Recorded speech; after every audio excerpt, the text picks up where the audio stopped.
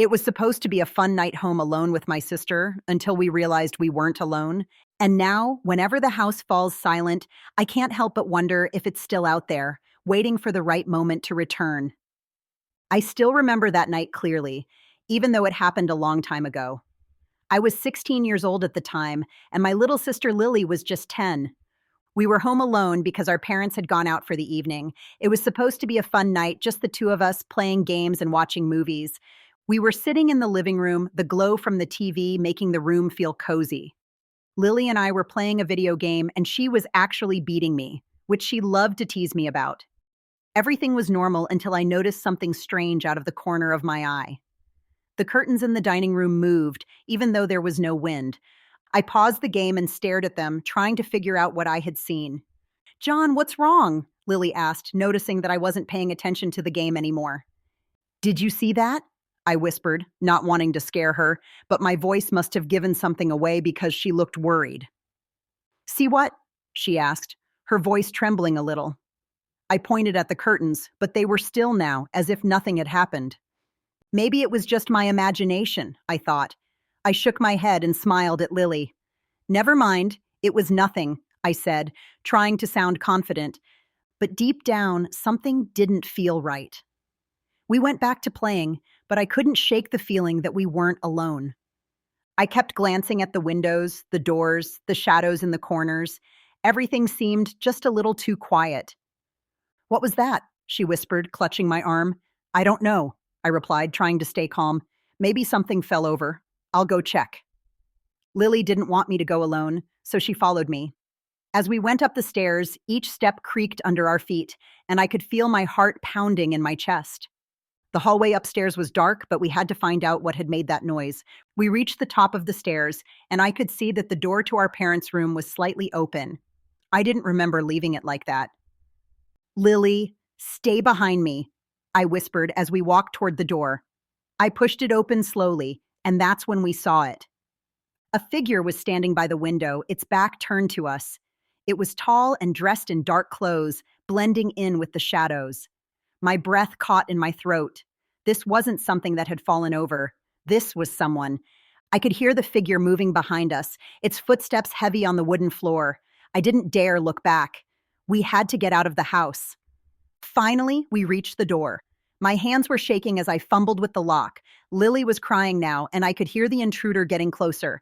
Just as I managed to unlock the door, the figure reached the bottom of the stairs. I threw the door open and we ran outside into the cold night air. We didn't stop until we were across the street where we found our neighbor, Mr. Harris, sitting on his porch. "Someone's in our house," I said before I could say anything else. Mr. Harris ran inside to check, and soon the police arrived. They searched the house but didn't find anyone. The intruder had vanished like a shadow in the night. That was the last time Lily and I stayed home alone. But even now, when it's late and the house is quiet, I still think about that night, about the figure that moved in the shadows. And sometimes I wonder if it's still out there, watching, waiting for the right moment to return. I thought the nightmare was over after that night, but something inside me changed. I couldn't shake the feeling that we were being watched. Every creak in the house, every rustle of leaves outside made my heart race. I'd lie awake at night, staring at the ceiling, wondering if the intruder would come back. Lily was scared too, though she tried to hide it. She started sleeping with her bedroom light on, and she always asked me to check the closets before she went to bed. I did, of course, but I never told her that I checked my own room as well. I did, of course, but I never told her that I checked my own room as well. A few weeks passed, and things slowly began to feel normal again. We stopped talking about the figure we had seen, convincing ourselves it had just been a one-time thing, maybe even a prank. But one night, something strange happened that brought all those fears rushing back. I was in my room, trying to focus on my homework, when I heard a faint tapping noise. It was so soft that at first I thought I was imagining it. But then it came again, this time a little louder. It was coming from my window. My room was on the second floor, so there was no way it could be a branch or anything like that. I slowly turned to look. At first, I didn't see anything, just the darkness outside. But then I noticed it, a shadowy figure standing barely visible in the dim light. I froze. The figure didn't move, and it didn't make a sound. It just stood there watching me. "Lily! Mom! Dad!" I called out, my voice trembling. I didn't take my eyes off the window. They came running into my room. What's wrong? I pointed to the window, but when I looked back, the figure was gone. There was nothing there, just the empty night. Lily looked at me, her eyes wide with fear. Did you see it again?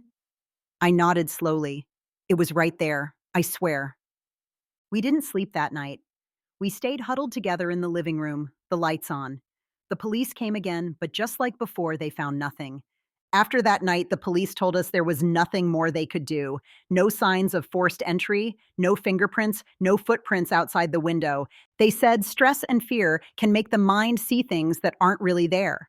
But I knew what I saw, and so did Lily. For days afterward, I avoided my bedroom.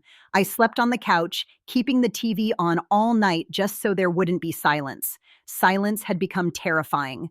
When the house was quiet, my thoughts grew loud, and every shadow seemed to move when I wasn't looking directly at it. Lily barely spoke anymore. She followed me everywhere around the house, afraid to be alone even for a few seconds. If I went to the kitchen, she stood in the doorway watching. If I went to the bathroom, she waited outside until I came back.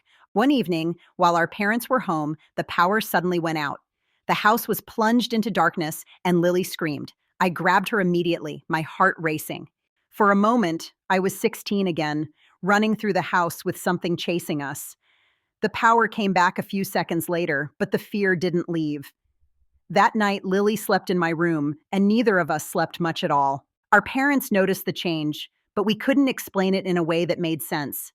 How do you tell someone you're afraid of something you can't prove exists? Weeks turned into months. Life moved on, at least on the surface. Lily grew older. I eventually moved out, and the house stopped feeling like a place of danger. Still, I never forgot that feeling, the certainty that someone was watching, just out of sight. Years passed, the house was sold, and life moved on, but I never forgot that night or the feeling of being watched. But when I was leaving the house, I noticed something carved into the wooden window frame, hidden behind where the curtains used to hang. It was faint, almost invisible unless you were looking for it. 3 shallow lines, like marks made by fingernails. In my own home, miles away from that place, I still lock my windows every night. I still check the shadows before turning off the lights.